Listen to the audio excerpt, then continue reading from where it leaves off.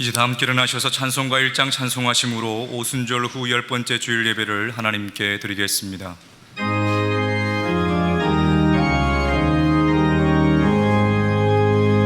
만복의 근원 하나님, 온 백성 찬송 드리고, 저 천사여 찬송하세. 찬송 성부 성자 성령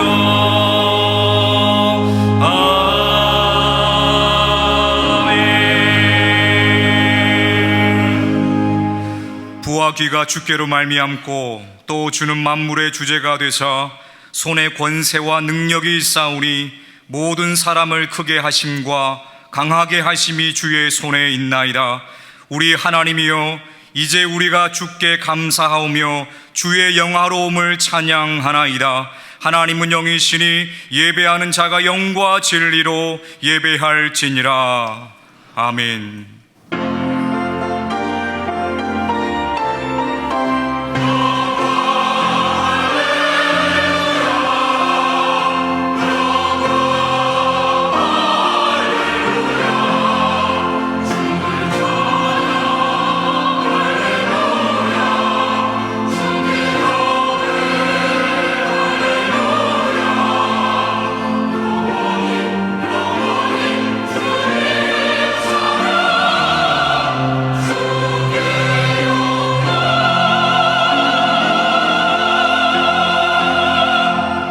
영원히 찬양과 경배를 받으실 하나님 아버지, 저희를 택하여 가까이 오게 하시고 오늘도 주님의 뜰에 살게 하시니 감사합니다. 주님의 성전에서 예배할 때 복을 받게 하시고 눈물 골짜기로 다닐 때 받았던 슬픔을 위로받게 하옵소서. 주님께서 들려주시는 진리의 말씀을 믿음으로 받아서 우리의 심령이 새 힘을 얻게 하시고 마음 중심의 시온의 대로가 열리게 하여 주옵소서. 우리 주 예수님의 이름으로 기원하옵나이다. 아멘.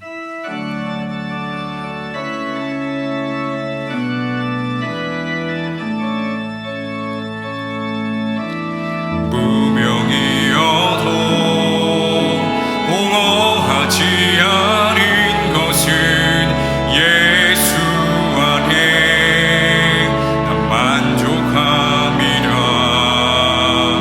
가난하여도 부족하지 않은 것은 예수 안에 오직 나는 부요함이라.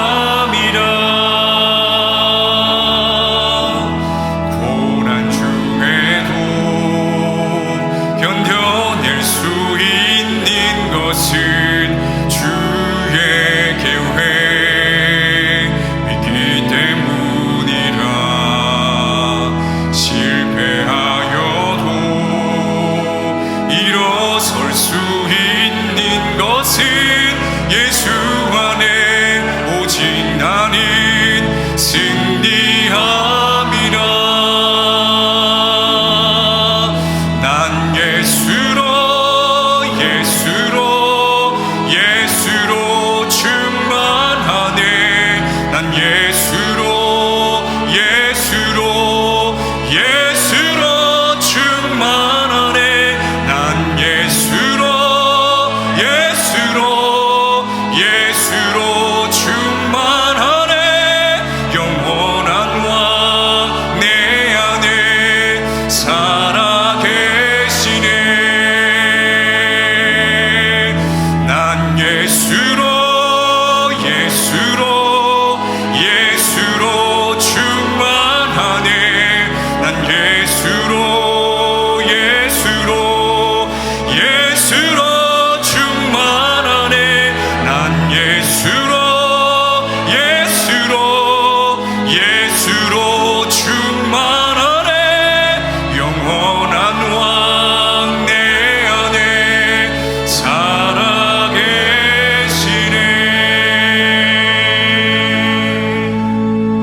다 함께 예수 그리스도 이름을 의지하여 참회의 기도를 드리시겠습니다.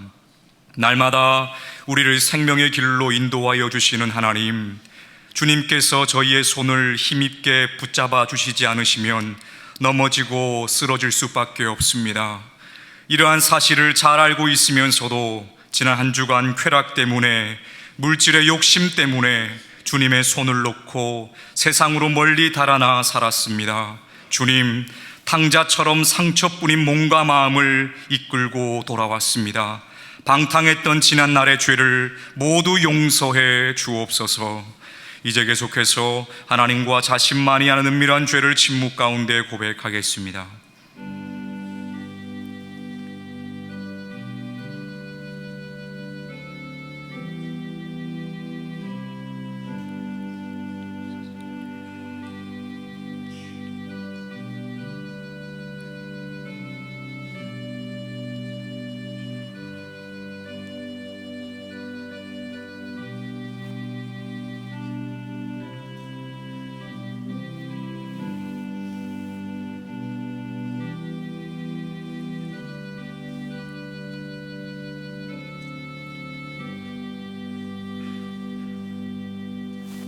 여기 하나님께서 우리에게 주신 용서의 말씀이 있습니다. 그들이 듣고 혹시 각각 그 악한 길에서 돌아오리라. 그리하면 내가 그들의 악행으로 말미암아 그들에게 재앙을 내리려 하던 뜻을 돌이키리라. 그러므로 이제 그리스도 예수 안에 있는 자에게는 결코 정죄함이 없느니라. 아멘. 다 함께 사도신경으로 우리의 신앙을 고백하겠습니다. 나는 전능하신 아버지 하나님, 천지의 창조주를 믿습니다. 나는 그의 유일하신 아들 우리 주 예수 그리스도를 믿습니다.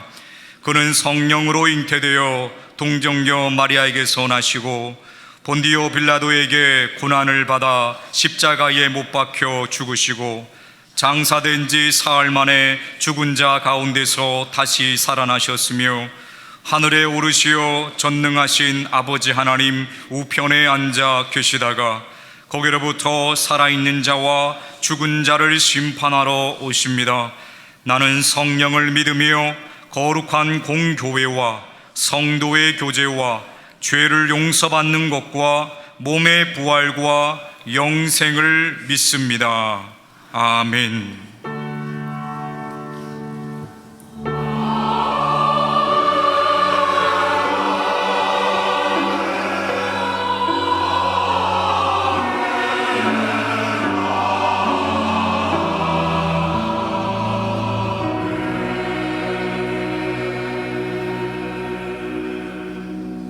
모두 자리에 앉으셔서 성시교도 가시겠습니다. 성시교독은 교독문 50번 시편 116편 말씀입니다. 여호와께서 내 음성과 간구를 들으심으로 내가 그를 사랑하는도다. 그의 귀를 내게 기울이셨으므로 내가 평생에 기도하리로다. 사망의 줄이 나를 두르고 수월의 고통이 내게 이름으로 내가 환난과 슬픔을 만났을 때에 내가 여호와의 이름으로 기도하기를 여호와여 주께 구하오니 내 영혼을 건지소서 하였도다. 여호와는 은혜로우시며 의로우시며 우리 하나님은 긍휼이 많으시도다. 내가 여호와께서는 순진한 자를 지키시나니 내가 어려울 때에 나를 구원하셨도다. 내 영혼아 내 평안함으로 돌아갈지어다. 여호와께서 너를 후대하심이로다. 주께서 내 영혼을 사망에서 내 눈을 눈물에서 내 발을 넘어짐에서 건지셨나이다. 내게 주신 모든 은혜를 내가 여호와께 무엇으로 보답할까? 내가 구원의 잔을 들고 여호와의 이름을 부르며 여호와의 모든 백성 앞에서 나는 나의 서원을 여호와께 갚으리로다. 그의 경건한 자들의 죽음은 여호와께서 보시기에 귀중한 것이로다. 아멘. 다 함께 찬송가 369장을 찬송하시겠습니다. 찬송 후 김은식 장로님 기도하시겠습니다.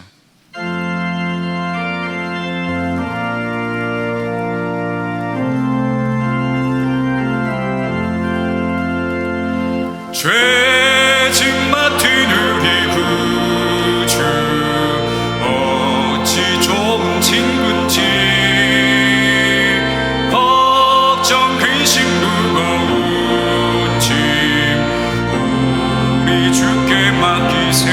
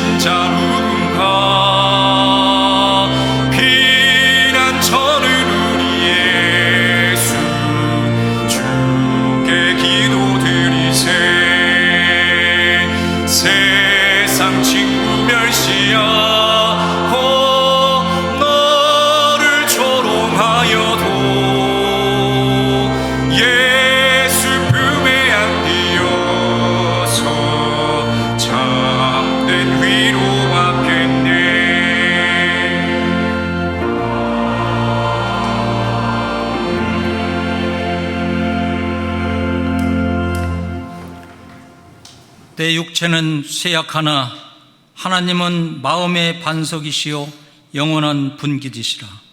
저희들이 삶의 주관자 되시는 하나님 아버지, 폭염과 장마 속에서도 저희들을 지켜주시고 하나님을 경외하는 마음으로 함께 예배와 찬양으로 영광 돌릴 수 있게 인도하시니 감사드립니다.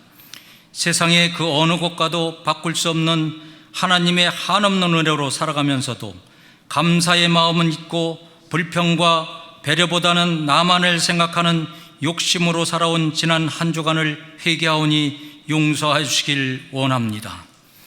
우리나라와 민족을 사랑하시는 하나님 아버지, 세계 도처에서 전쟁 등으로 세계 경제가 불확실함 속에 어려움을 겪고 있고, 이로 인하여 내적으로는 고물가, 고환율, 고금리 영향으로 민생 경제가 바닥으로 추락하여 어려움을 토로하고 있는데, 위정자들은 민생은 말로만 외치며 서로 비난과 당리당략에 따른 혼란을 인하여 어지러움 속에 있습니다.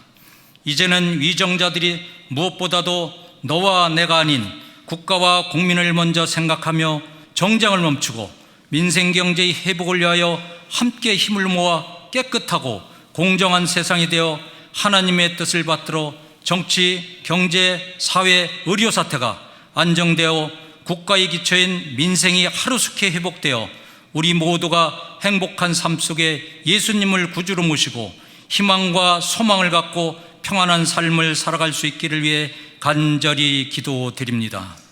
가정의 주인이 되시는 주님, 죄 많고 허물 많은 부족한 저희들에게 서로를 사랑하여 가족 구성원 모두가 예수님 말씀에 순종하며 늘 은혜 위에 은혜가 넘치는 참된 행복과 사랑을 나누고 베푸는 기쁨의 삶을 살아가는 가정이 행복한 교회가 되길 위해 간절히 기도드립니다. 사랑의 주님, 배꼽 피는 동산에 아름다운 영세교회를 세워주시어 수많은 이웃의 불신자들에게 복음을 전파할 수 있도록 새생명 초청 및 조이랜드 행사로 인도하여 주시니 감사를 드립니다. 이 시간 미래의 기둥이 될 지혜로운 귀한 일꾼들이 하나님을 더 가까이 할 수 있게 여름 성경학교를 통하여 인도하여 주시니 감사드리고, 영세교제의 비전인 다음 세대가 풍성한 교회로 이루어지길 위해 기도드립니다.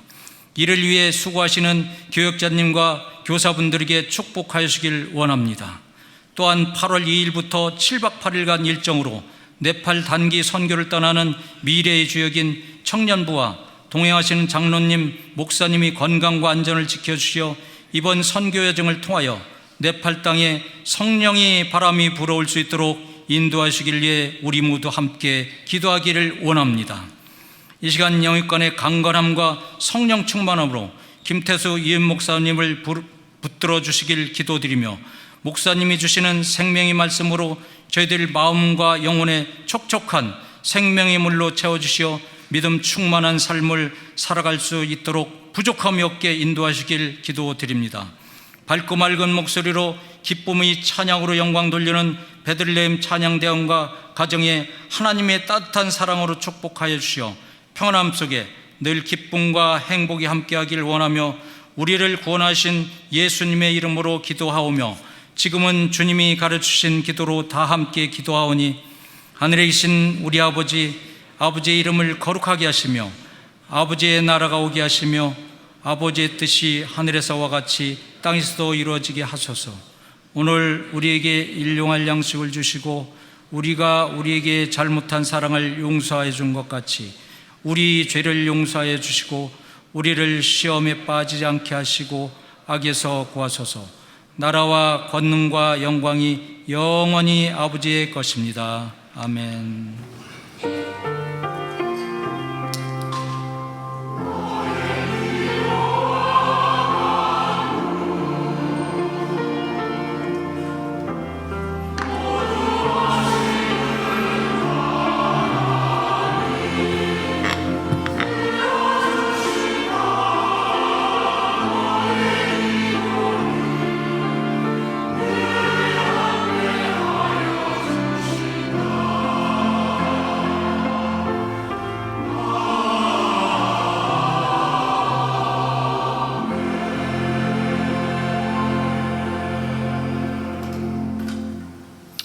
할렐루야.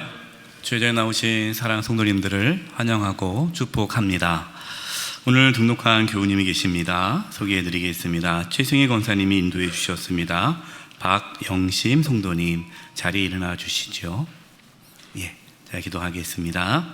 하나님, 박영심 성도님, 저희들을 인도해 주시고 함께 주님을 섬길 수 있도록 인도해 주심을 감사합니다. 이제 저희 교회에서 믿음의 뿌리를 내리고 주님을 섬기며 나아갈 때에 기쁨이 넘치게 해주시고 구원의 기쁨과 확신 가운데 신앙의 여정을 잘 걸어갈 수 있도록 도와주시옵소서. 만나는 사람들 가운데 또 하나님의 은혜와 축복이 있게 하여 주시옵소서. 축복하며 예수님의 이름으로 기도드립니다. 아멘. 우리 박수로 환영하도록 하겠습니다. 감사합니다. 오늘 찬양 예배는 가정 예배로 드려집니다. 예배 순서지가 본당 입구 사무실에 비치되어 있습니다. 이번 주 금요일에는 금요 성령 기도회가 있습니다. 무더운 또 날씨고 휴가철이지만 또 함께 모여서 기도할 수 있기를 소망합니다. 유년부, 소년부 오늘까지 성경학교가 이제 진행되고요. 이제 이번 주일부터 8월 4일이죠. 다음 돌아오는 주일부터 고등부 수련회가 있습니다. 그리고 우리 청년부 네팔 단기 성경은 8월 2일부터 7박 9일 동안 네팔 땅 가운데 있습니다. 기도해 주시고 안전하게 잘 다녀올 수 있도록 함께 기도 부탁드립니다. 교육자 휴가가 있습니다. 대체 사역자 분들이 있습니다. 여러분 또 교구에 무슨 일이 있으면 우리 대체 사역자 분들에게 연락을 주시면 또 자세하게 안내해 드릴 것입니다. 무더운 날씨가 계속되고 있고요. 또 오늘부터 이제 대부분 이제 휴가철이라 많이들 휴가를 가게 될 텐데 우리 성도님들 또 오고 가는 길 안전하게 잘 다녀올 수 있기를 바랍니다. 우리 옆에 분들과 이렇게 인사했으면 좋겠습니다. 무더위에 건강하시기 바랍니다.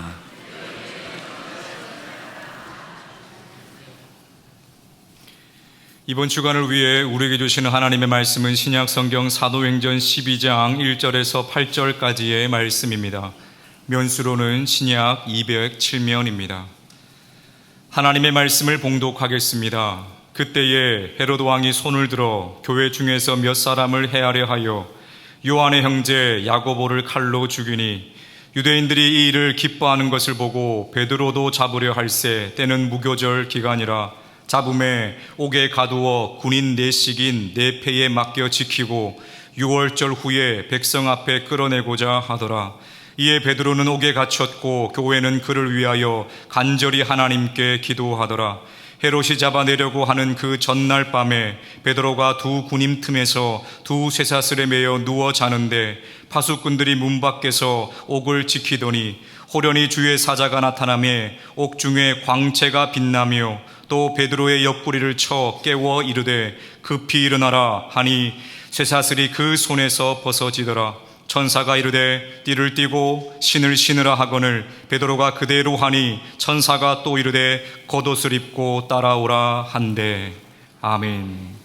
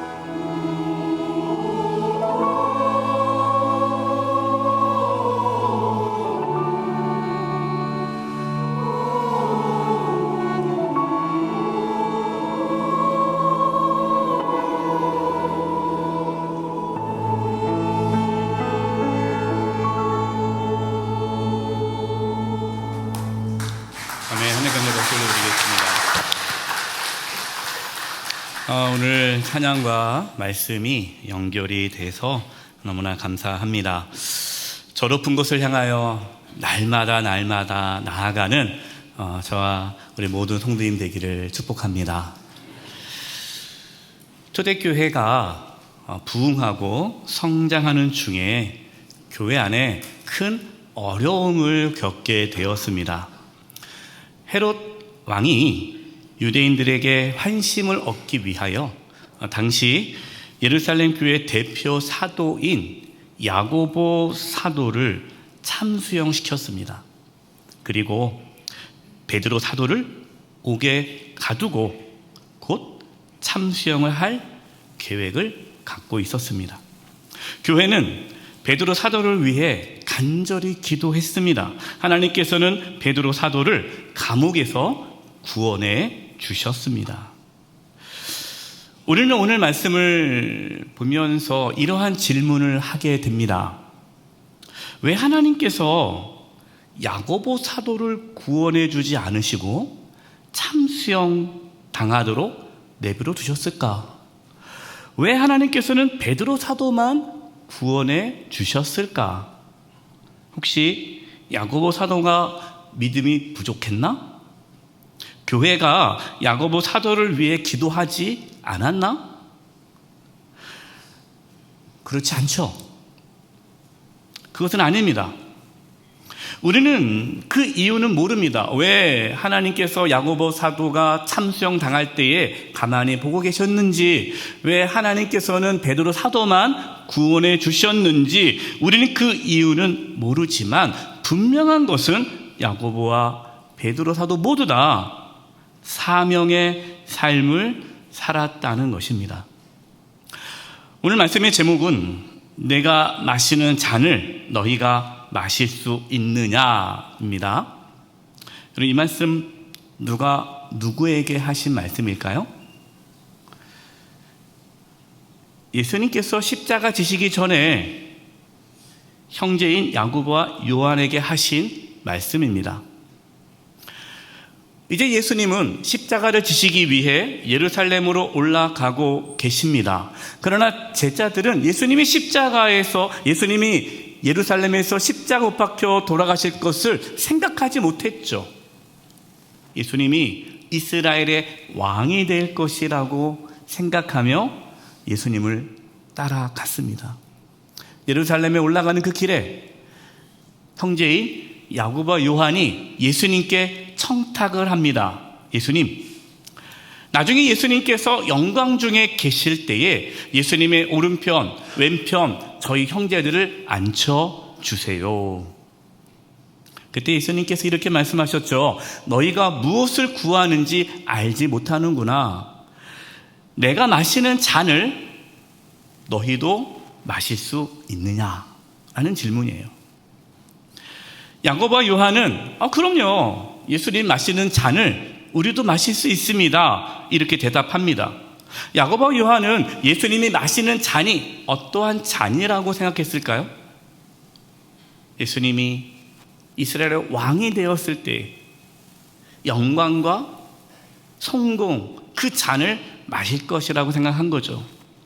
그러니까 자신들도 그럼요. 저도 예수님과 함께 그 영광의 자리를 누리고 싶습니다. 그 잔을 마실 수 있습니다. 라고 한 것입니다. 그런데 여러분, 예수님이 마시는 잔이 어떠한 잔일까요? 우리는 알고 있죠. 예수님은 고난의 잔을 마셨습니다. 죽음의 잔을 마셨습니다. 예수님은 자신의 생명을 내어 주심으로 우리를 구원해 주셨습니다. 예수님의 영광에 함께 하는 자들도 예수님처럼 십자가의 길을 걸어가야 함을 말씀하고 계시죠. 야고보와 요한은 예수님께서 마신 그 잔을 마시겠다라고 대답을 했습니다. 그리고 실제로 오늘 본문에 야고보가 예수님처럼 고난의 잔, 죽음의 잔을 마시는 장면이 나오죠. 야고보 사도가 다른 사도들보다 제일 먼저 순교하는 사도가 되었습니다. 물론 그의 형제 요한은 순교하지 않았습니다. 다른 사도들은 다 순교하였지만 요한은 순교하지 않았어요. 끝까지 살았습니다. 하지만 요한도 끝까지 살아서 고난의 잔을 마셨습니다. 따라서 우리는 야고보 사도가 참수형을 당한 것이 구원을 받지 못한 것이고, 베드로 사도가 감옥에서 나온 것이 구원을 받은 것이라고 단정 지을 수 없습니다. 왜냐하면 베드로 사도도 나중에 십자가에 거꾸로 달려 순교를 당하지 않습니까? 그러니까 예수님의 제자들은 순교를 하든 순교를 하지 않든 모두가 다 예수님께서 마신 그 고난의 잔, 십자가의 잔을 마신 거죠. 사람은 누구나 고난받기를 싫어합니다. 목사님, 오늘 왜 또 하필 이 고난에 대한 말씀하십니까? 이제 휴가 가려고 마음 잡고 있는데, 여러분 지금 이제 휴가철이고 이제는 휴가에 들떠서 즐겁게 시간을 보내려고 하는데 또 이 고난에 대한 말씀을 전하십니까? 라고 생각할 수 있는데, 우리가 사도행전 말씀을 나누다 보니까 오늘 말씀이 또 우리에게 이러한 메시지를 주고 있습니다. 세상 사람들은 고난을 싫어하죠. 누가 고난을 좋아하겠습니까? 그러나 그리스도인은 예수님을 따르는 자이기 때문에 예수님과 함께 고난을 받습니다. 예수님께서 이 시간 우리에게 이렇게 질문하신다면, 내가 마시는 잔을 너희가 마실 수 있느냐라고 질문한다면 어떻게 대답하시겠습니까?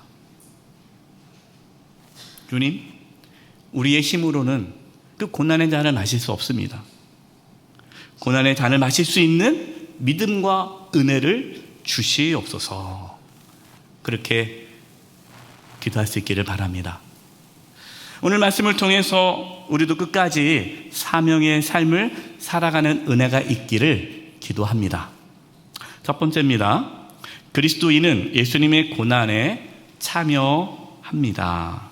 우리 1절과 4절 말씀을 같이 한번 읽어보겠습니다. 1절과 4절입니다. 시작. 그때에 헤로드 왕이 손을 들어 교회 중에서 몇 사람을 해하려 하여 요한의 형제 야고보를 칼로 죽이니, 유대인들이 이 일을 기뻐하는 것을 보고 베드로도 잡으려 할세 때는 무교절 기간이라 잡음에 옥에 가두어 군인 내식인 네페에게 맡겨 지키고 6월절 후에 백성 앞에 끌어내고자 하더라. 아멘. 아멘. 헤로드 왕은 자신의 권력을 이용해서 교회를 박해했습니다. 야고보 사도는 참수형시켰고요. 이제 베드로는 감옥에 가두었습니다. 이제 곧 베드로도 6월절 후에 백성들 앞에 끌려가 참수형을 당할 위기에 있습니다. 하나님께서 왜 야고보 사도를 구원해 주지 않았는지, 왜 베드로 사도가 감옥에 들어가지 않도록 막지 않으셨는지 우리는 그 이유는 모른다라고 말씀을 드렸습니다. 하지만 분명하게 예수님은 제자들에게 앞으로 너희가 고난 받을 것에 대해서는 말씀해 주셨습니다. 마태복음 23장 34절 표준 세번을 읽어드릴 텐데요. 여러분, 이 말씀은 예수님이 당시 종교 지도자들에게 하셨던 말씀입니다. 이 말씀을 읽겠습니다. 그러므로 내가 예언자들과 지혜 있는 자들과 율법학자들을 너희에게 보낸다. 너희는 그 가운데서 더러는 죽이고 더러는 십자가에 못 박고 더러는 회당에서 채찍질하고 이 동네 저 동네로 뒤쫓으며 박해할 것이다. 아멘. 예수님은 당시 유대 종교 지도자들이 예수님이 보내신 사도들, 그 제자들을 더러는 죽이고 더러는 십자가에 못 박고 더러는 회당에서 채찍질하며 박해할 것이다 라고 말씀하셨어요. 예수님은 제자들에게 끊임없이 너희는 세상으로부터 미움을 받을 것이다. 세상이 나를 미워하기 때문에 너희도 당연히 미워할 것이다. 너희가 나 때문에 박해를 받을 것이다. 잡혀갈 것이다. 걱정하지 말아라. 너에게 무슨 말을 할지 다 성령께서 하실 것이다. 라는 많은 말씀을 제자들에게 하셨습니다. 하나님의 자녀는 예수님과 함께 상속을 받는 자이기 때문에 예수님이 받으셨던 그 고난을 함께 받는 자죠. 그래서 로마서 8장 17절 18절에 이렇게 말씀하고 있습니다. 자녀이면 또한 상속자 곧 하나님의 상속자여 그리스도와 함께한 상속자니 우리가 그와 함께 영광을 받기 위하여 고난도 함께 받아야 할 것이니라. 생각하건대 현재의 고난은 장차 우리에게 나타날 영광과 비교할 수 없도다. 아멘. 아멘. 세상 사람들은 고난을 싫어하죠. 그리고 고난이 불행이라고 말을 합니다. 그러나 그리스도인은 예수님과 함께 받는 고난을 영광이라고 합니다. 어떻게 그럴 수 있을까요? 어떻게 그리스도와 함께 받는 그 고난이 영광이 됩니까? 고난 자체가 영광이 아니죠. 고난 이후에 영광이 오기 때문에 그렇습니다. 그래서 베드로 전서 4장 12절 13절에 베드로 사도는 다음과 같이 성도들에게 이렇게 말씀하고 있습니다. 사랑하는 여러분, 여러분을 시험하려고 시련의 불길이 여러분 가운데 일어나더라도 무슨 이상한 일이나 생긴 것처럼 놀라지 마십시오. 오히려 여러분이 그리스도의 고난에 참여하는 것이니 기뻐하십시오. 그러면 그의 영광이 나타날 때에 여러분이 기뻐 뛰면서 즐거워하게 될 것입니다. 아멘. 사랑하는 성도 여러분, 베드로 사도처럼 그리스도의 고난에 참여하는 것을 기뻐 뛰며 즐거워할 수 있습니까? 정말 우리가 그리스도의 고난에 참여하는 것을 기뻐하며 즐거워할 수 있다는 것, 여러분, 그것은 우리 안에 이미 영원한 생명이 있다는 증거입니다.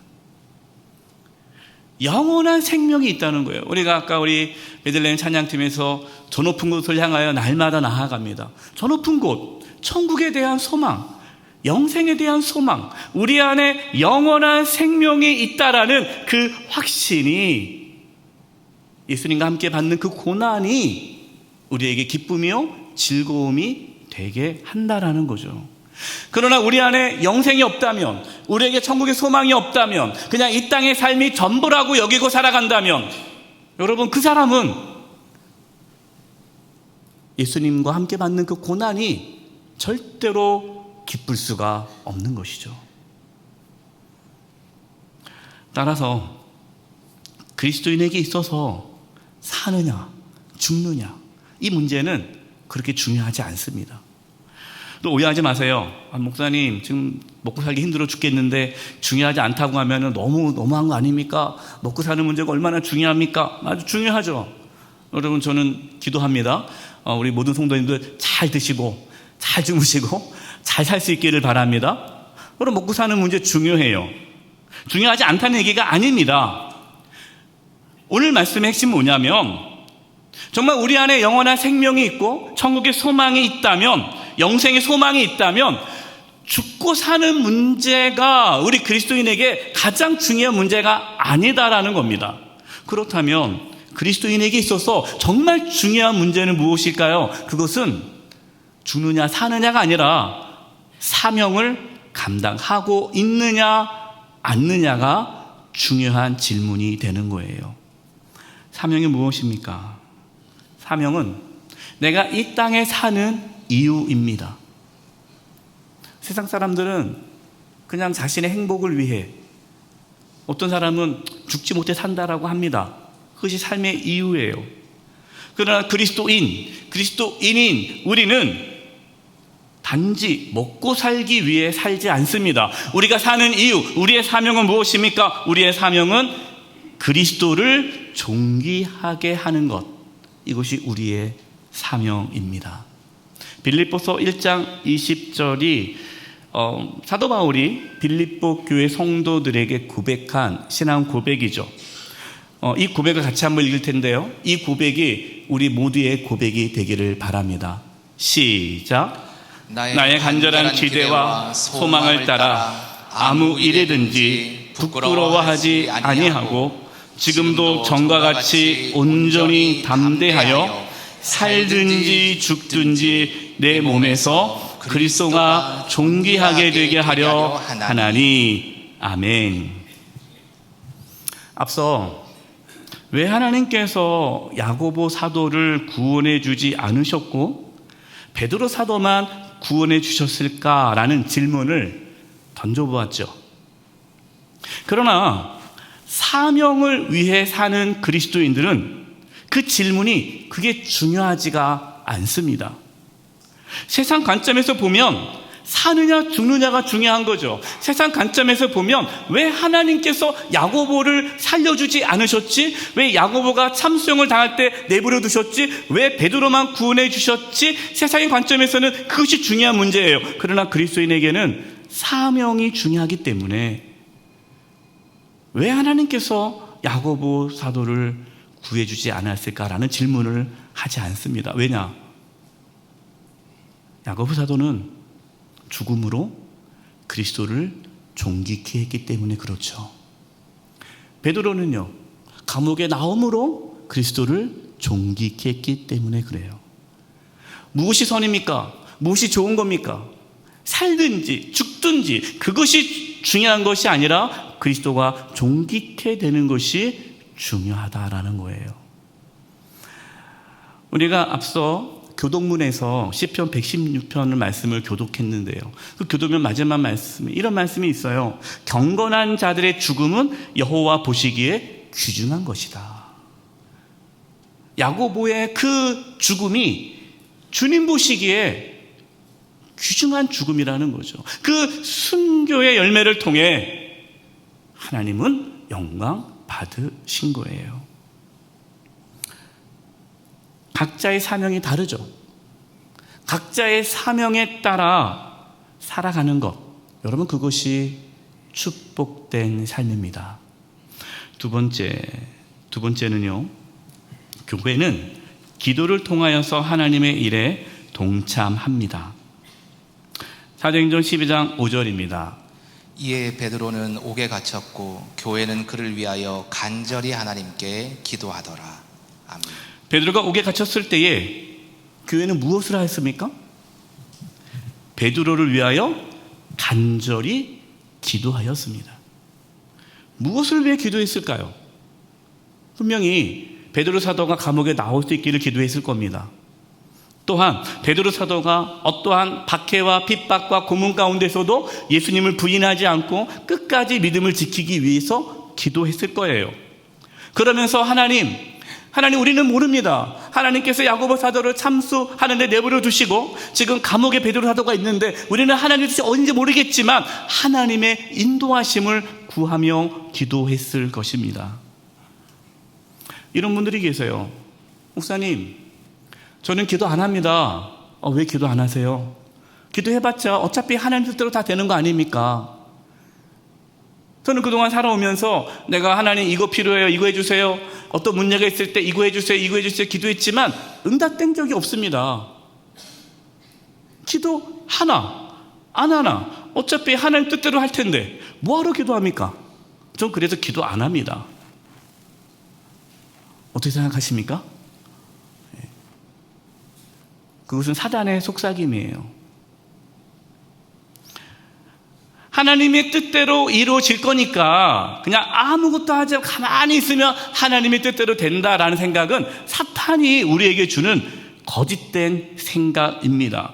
그렇지 않아요. 교회는 하나님의 뜻을 이루기 위해 간절히 기도하는 공동체입니다. 하나님은 교회가 합심하여 기도할 때에 그 기도를 들으시고 일을 하시는 거예요. 기도는 중요합니다. 근데 여기서요, 우리가 기도하는데 어떠한 자세로 기도하느냐가 더 중요합니다.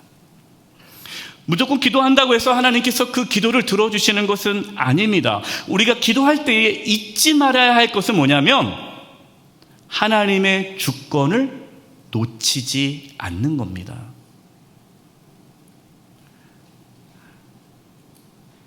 하나님의 주권이 뭡니까? 그 모든 일을 하나님께서 이끄시고 하나님이 주인 되심을 인정하는 거예요. 야고보 사도가 참수형을 당했습니다. 하나님의 선하심 가운데 그 이루어짐을 믿는 거죠. 왜 하나님, 왜 우리 야고보 사도를 참수형 당하겠습니까? 왜 구원해 주지 않았습니까? 왜 버리셨습니까? 우리가 기도할 때 하나님 어디 계셨습니까?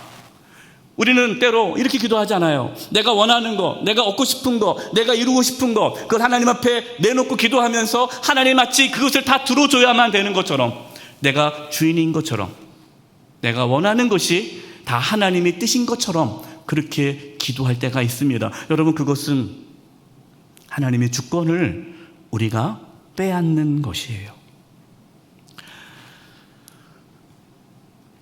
우리는 기도할 때에 우리가 원하는 것을 주장해서는 안 됩니다. 물론 우리의 필요를 기도하죠.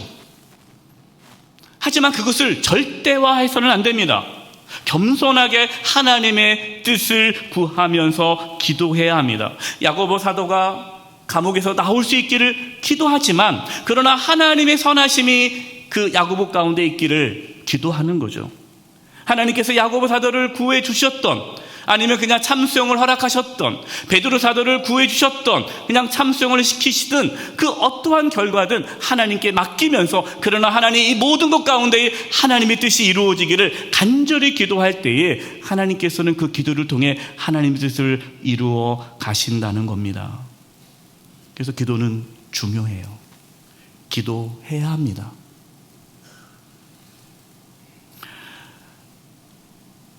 우리의 힘으로 사명을 감당할 수 없습니다. 그래서 기도해야 합니다. 기도는 우리로 하여금 사명의 길을 걸어갈 수 있도록 우리에게 믿음과 용기와 은혜를 주십니다. 교회는 합심하여 기도함으로 사명의 길을 걸어갈 수 있습니다. 우리 영세교회가 기도하는 공동체가 되어서 하나님께서 우리 영세교회를 통해서 이루실 그 아름다운 사명들을 온전히 이룰 수 있기를 소망합니다.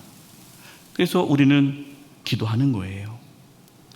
예수님께서 부활하신 후에 베드로에게 내 양을 먹이라 라는 사명을 주셨습니다. 그러면서 베드로 사도가 순교할 것을 말씀하셨죠.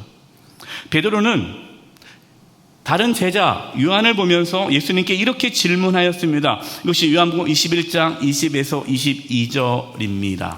베드로가 돌아다 보니 예수께서 사랑하시던 제자가 따라오고, 이 제자는 마지막 만찬 때에 예수의 가슴에 기대어서 주님을 넘겨둘 자가 누구입니까? 하고 묻던 사람이다. 베드로가 이 제자를 보고 예수께 주님, 이 사람은 어떻게 되겠습니까? 하고 물었다. 예수께서 말씀하셨다. 내가 올 때까지 그가 살아있기를 바란다고 한들 그것이 너와 무슨 상관이 있느냐? 너는 나를 따라오너라. 아멘. 아멘. 예수님, 저는 순교한다고 했는데요. 그러면 예수님이 사랑하시는 저 제자 요한은 어떻게 됩니까? 예수님께서 이렇게 말씀하셨어요. 그게 너와 무슨 상관이 있냐? 요한이 살든지 죽든지, 요한이 어떻게 하나님께 쓰임 받는지 그게 뭐가 중요하냐? 다른 사람 신경 쓰지 말고 너는 나를 따르라.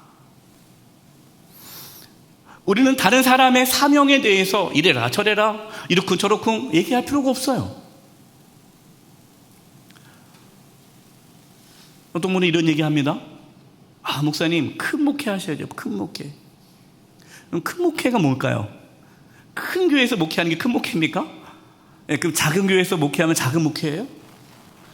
우리는 세상적인 관점이 있습니다. 세상적인 관점이 뭐예요? 큰 게 좋은 거죠. 큰 목회가 하나님의 일을 다 감당한 거고, 작은 목회는 하나님을 감당 안 하는 것처럼 그렇게 이해합니다. 실패한 것처럼. 그렇지 않죠. 여러분, 한국교회에 얼마나 많은 작은 교회가 있습니까? 시골 교회도 많아요. 작은 교회도 많아요. 그 교회에도 사역해야 할 목회자가 있는 거죠. 하나님께서는 각자의 사명에 따라 부르심이 다른 거예요.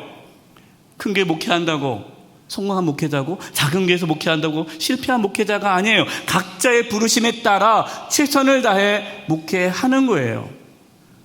중요한 게 뭡니까?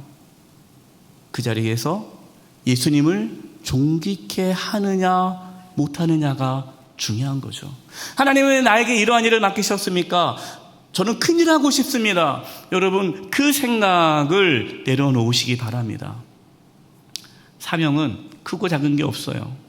나에게 주어진 그 일에 최선을 다하는 거예요. 나에게 주어진 일에 오직 예수님이 존귀케 되기만을 간절히 바라고 나아갈 때에 하나님께서 그분을 칭찬할 것입니다. 잘했다. 충성된 종아. 마지막 세 번째입니다. 세상은 하나님의 나라를 이길 수 없습니다. 헤롯 왕은 자신의 힘으로 야고보 사도를 참수형시키고 이제 베드로 사도도 죽일 수 있다라고 생각을 했습니다. 그러나 하나님께서 천사를 보내셔서 베드로 사도를 감옥에서 나오게 하셨죠. 헤롯 왕은 자신의 하나님 앞에 연약한 존재라는 것을 알지 못했습니다. 헤롯이 어느 날 왕복을 입고 백성 앞에서 연설을 할 때에 백성들이 환호를 합니다.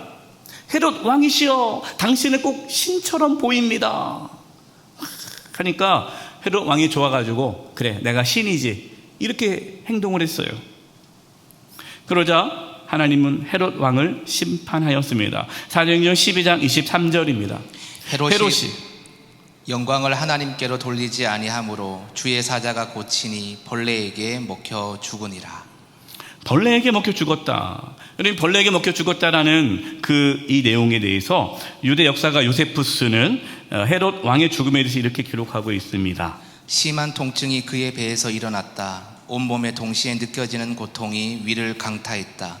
그는 교만하여 하늘의 별들도 잡을 수 있다고 생각했지만 창자의 통증을 참지 못하고 시달리다가 마침내 죽었다. 역사에 의하면 헤롯 왕은 통증이 시작한 지 불과 닷새 만에 죽었다고 합니다. 자신의 권력이 영원할 것처럼 그렇게 생각했던 그 헤롯 왕은 미천한 벌레에 의해 비참하게 죽음을 맞이하였습니다. 성경에는 헤롯이 죽었다라는 그 말씀 다음에 나오는 말씀이 사도행전 12장 24절입니다. 하나님의 말씀은 흥왕하여 더하더라. 아멘. 헤롯 왕은 자신의 힘으로 야고보를 죽이고 베드로를 감옥에 가두었지만 하나님의 말씀을 막을 수 없었습니다.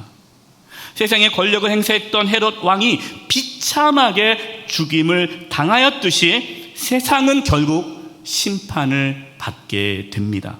그러나 하나님의 나라는 영원할 것입니다. 예수님께서 이렇게 말씀하셨습니다. 마태복음 24장 35절입니다. 천지는 없어질지언정 내 말은 없어지지 아니하리라. 이 세상은 다 없어진다 할지라도 예수님께서 전하신 말씀, 그 복음, 하나님의 나라는 영원할 것이다라고 말씀하십니다.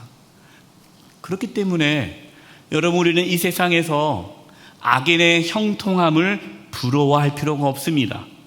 세상을 부러워하지 마십시오. 시편 92편 7, 8절에 이렇게 말씀하고 있습니다. 악인들이 풀처럼 돋아나고 악한 일을 저지르는 자들이 꽃처럼 피어나더라도 그들은 영원히 멸망하고 말 것입니다. 그러나 주님은 영원히 높임을 받으실 것입니다. 아멘.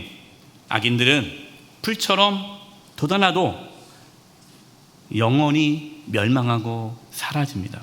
그러나 우리 주님은 영원히 높임을 받으십니다. 예수님이 제자들에게 주신 말씀입니다. 이 말씀, 저와 여러분에게 주시는 주님의 말씀임을 알고 우리가 이 땅에서 끝까지 사명의 삶을 살아가는데 이 말씀을 붙잡았으면 좋겠습니다. 우리 마태복음 10장 28절 말씀을 같이 읽도록 하겠습니다. 시작. 몸은 죽여도 영혼은 능히 죽이지 못하는 자들을 두려워하지 말고 오직 몸과 영혼을 능히 지옥에 멸하실 수 있는 이를 두려워하라. 제자들은 이 예수님의 말씀을 기억하면서 어떠한 고난과 역경과 환난 가운데서도 흔들리지 않고 고난의 길을 걸어갔어요. 이 말씀, 이 예수님이 이 말씀을 분명히 야고보 사도는 참수형을 당하기 전에 이 말씀을 붙잡았을 거예요.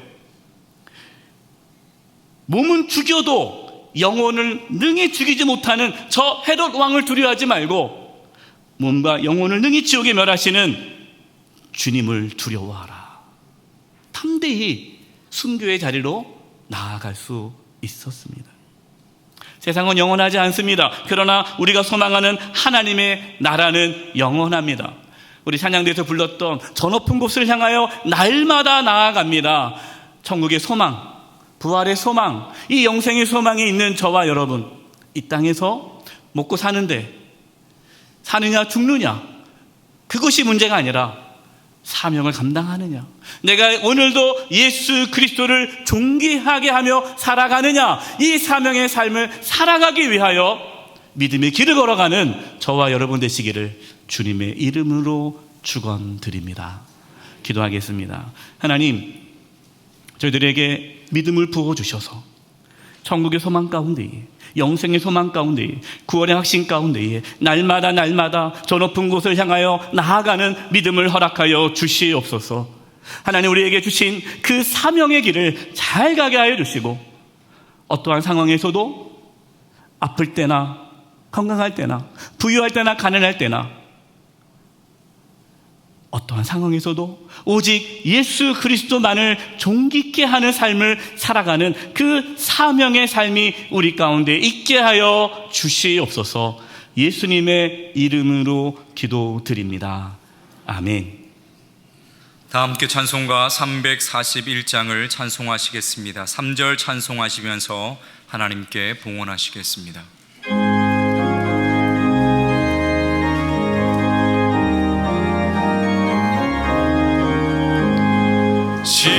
십자가를 내가 지고 주를 따라갑니다. 이제부터 예수로만 나의 몸에 삼겠네.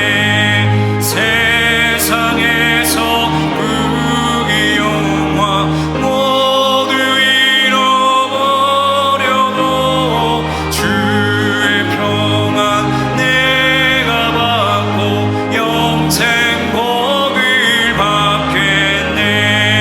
주도 곤욕 당했으니 나도 곤욕 당하리. 세상 사람 감사하라. 예수 진실합니다.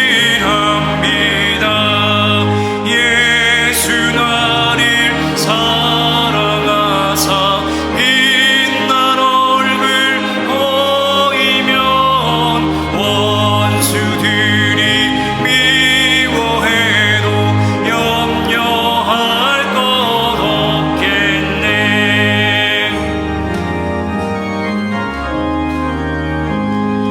내가 핍박 당할 때에 주의 품에 안기고 세상 고초 당할수록 많은 위로 받겠네.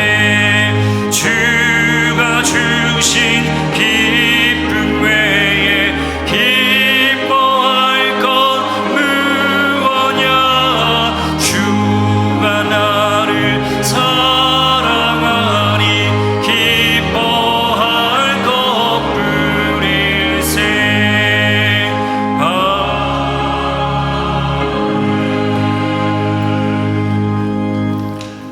살아계신 하나님 아버지, 저희들에게 믿음을 부어주셔서 이렇게 주님께 나와 예배하며 귀한 예물을 드리게 하심을 감사드립니다. 저희가 드리는 이 예물을 기뻐 받아주시고 하나님의 영광을 위하여 사용하여 주시옵소서. 하나님, 몸이 연약한 분들이 있습니다. 찾아가 주셔서 치료해 주시되 몸 안에 있는 모든 암세포들이 다 사라지게 도와주시고 연약한 몸의 기관들이 정상이 되도록 이 시간 깨끗하게 치료하여 주시옵소서. 성도님들의 직장과 사업장, 하고 있는 모든 일들 가운데 함께 해주셔서 어려움이 없게 해주시고 이 땅에 살아가면서 필요한 모든 것들을 하나님이 친히 공급해 주심으로 하나님의 자녀로서 이 땅에서 풍성한 삶을 누리며 살게 하여 주시옵소서. 여름 성경학교 수련회가 진행 중에 있습니다.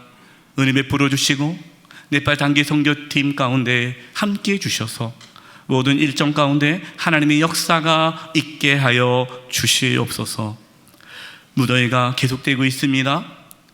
또 휴가를 맞이하여 멀리 떠나는 성도님들의 발걸음을 지켜주시고 흩어져 있는 우리 모든 성도님들 평안하고 안전하고 그곳에서도 주님을 깊이 만나는 은혜가 있게 하여 주시옵소서.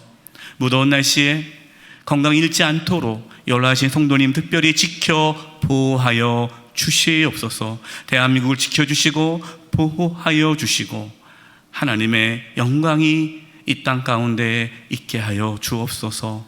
한 주간의 삶을 주님께 의탁드리옵고 예수님의 이름으로 기도드립니다. 아멘.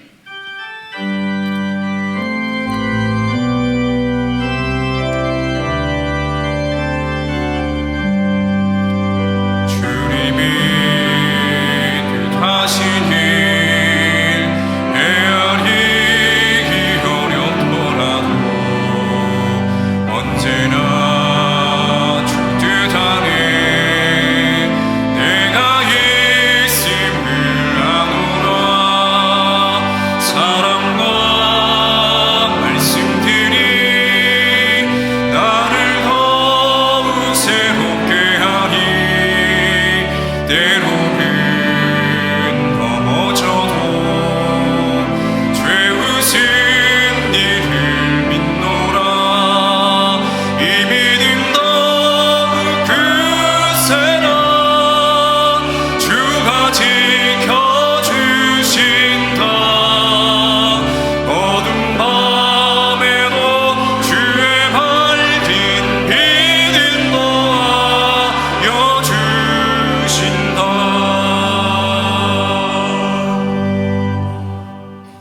우리 주 예수 그리스도의 은혜와 하나님 아버지의 그 크신 사랑하심과 성령님의 교통하심과 충만하심이 사랑하는 성도님들 한 영혼 한 영혼 위에와 가정과 직장과 삶의 터전 위에 한 주간 삶의 여정 위에와 영수의 교회와 이 나라 민족 위에 이제부터 영원토록 함께하옵시기를 간절히 축원하옵나이다. 아멘.